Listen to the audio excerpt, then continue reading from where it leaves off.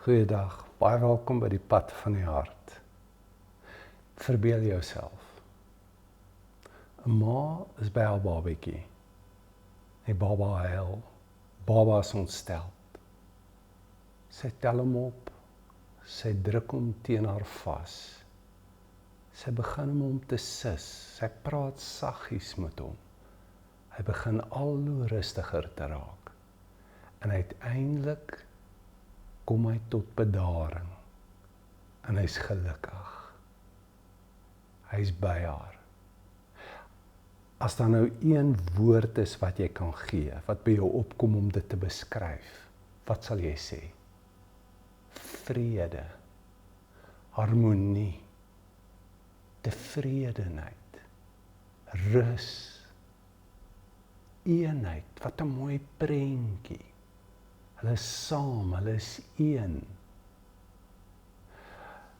In Psalm 131, wat ons basis is, wat ons gebruik, net om hierdie wêreld te verken van die hart, sê Dawid dat ek, my siel, wat soos 'n babatjie is, tot bedaring gebring het.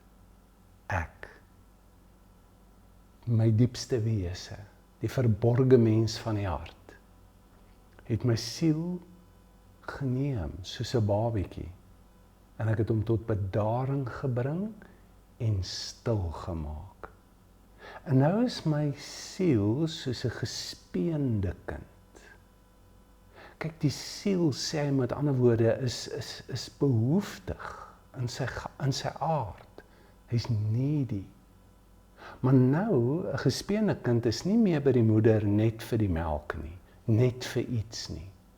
Hy is net. Hy wil net by haar wees. En dis genoeg. Hy is nou by haar. In die Psalm, net voor Psalm 131, wat heel moontlik een Psalm kon gewees het, dieselfde tema, lyn word deurgetrek, sê Dawid, ek hoop nou op God.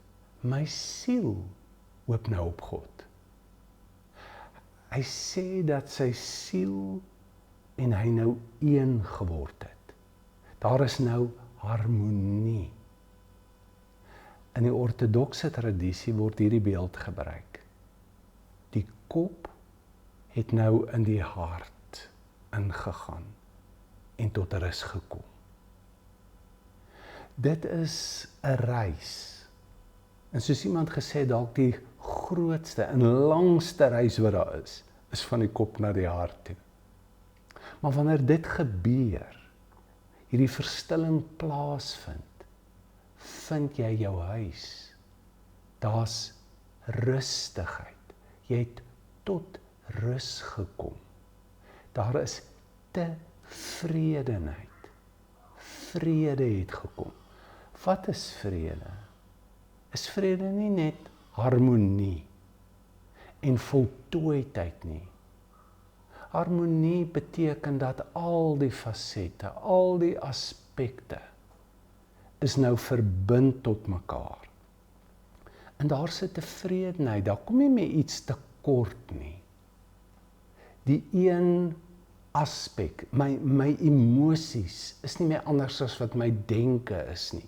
Ek wil iets hê, maar my kop sê vir my, jy kan dit nie kry nie, en is verkeerd, en dit is geen vrede nie. Daar's nie harmonie nie. Daar's eenheid wat plaasgevind het.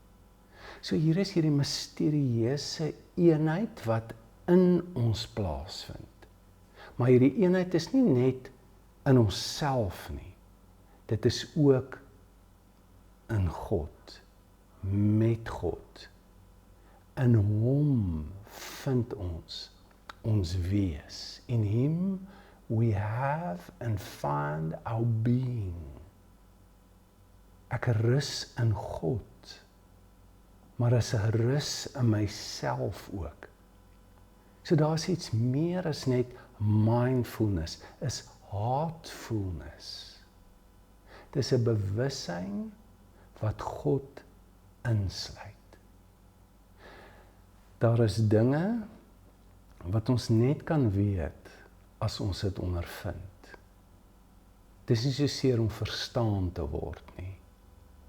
Soos liefde, ons kan baie sê, ons kan baie verduidelik, ons kan baie definisies hê, maar as jy nog nie liefde ervaar het nie, ondervind het nie, weet jy nie eintlik wat dit is nie. Dis wat Jesus gesê het in Johannes 7:17 sê hy, as julle doen, dan sal julle weet. As jy ondervind, dan sal jy weet. Dis 'n wonderlike groot hoop wat jy in jou kan hê. Daar is so 'n plek. Ek kan soontoe gaan. Ek kan met daai oop, wakker bewussyn wat God insluit, leef. Ten minste by tye ervaar. Dis my huis. Dis my plek waar ek tuis is. Dis in daai oomblikke wat jy voel, maar dis die lewe. Dis waaroor dit eintlik gaan. En van hierdie plek af kan ek beweeg, kan ek rondgaan. En ek kan altyd weer hierheen terugkeer, want hier kan ek myself wees. Hier is ek veilig. Hier kan ek rus. Jy word uitgenooi om 'n praktyk te begin beoefen. Jy weet, van die vroegste tyd af in die kerk is daar geglo dat jy moet jou geloof beoefen. Die laaste woorde van die Here Jesus was: train them in a way of life. Instruct them in the practice. Matteus 28. Die woorde waarmee Jesus afgesluit het. So hier is 'n basispraktyk om 'n plek te kry waar jy kan stil raak.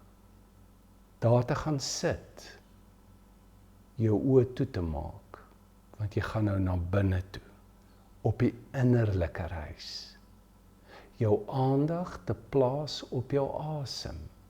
'n Paar keer eers net bietjie dieper in te asem as gewoonlik en uit te asem. So 4 tellings in, 4 tellings uit. En dan Jesus, die woord by die asemhaling te sit. In die tradisie het dit bekend begin staan vroeg as die Jesus gebed in sy kortste vorm. En dit is 'n uitreik na hom, dis 'n toewyding aan hom. Dis 'n vraag. Ek kan nie self nie. En ek verlang en ek smag na die vervulling van die diepste behoefte in my. Na liefde, na ware teenwoordigheid, na lewe. Jy doen dit vir 'n paar oomblikke, vir 'n paar minute. En dikwels kan jy 'n diep en 'n groot verstilling binne jou begin te ervaar. Dat alles raak stil, partykeer nie. Dis nie 'n tegniek waaroor jy beheer kan uitoefen nie. Dit bly altyd 'n geskenk en 'n gawe van hom. Die bewussyn wat skuif, die agterkom, die besef. Maar ek keer terug na my asem toe, as ek bewus raak dat my kop weer begin hardloop, ek weer probeer beheer uitoefen in die verlede, toe gaan oor goed wat met my gebeur het of toekoms toe, keer net terug na die nou toe deur hierdie beoefening.